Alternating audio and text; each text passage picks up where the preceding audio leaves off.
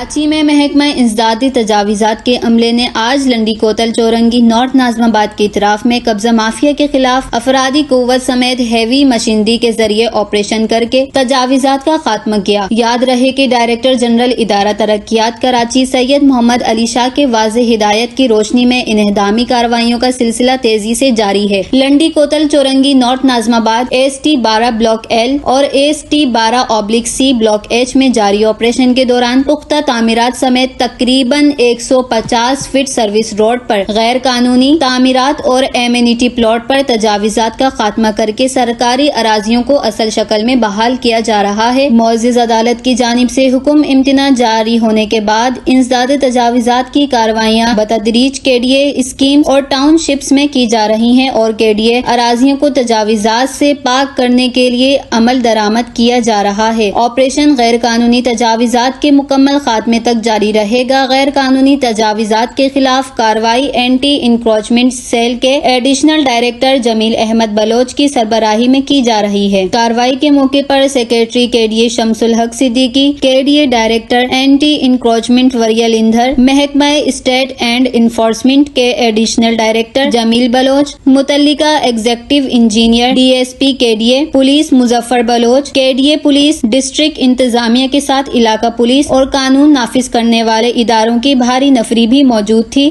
Rabia Sheikh, mega news, Karachi.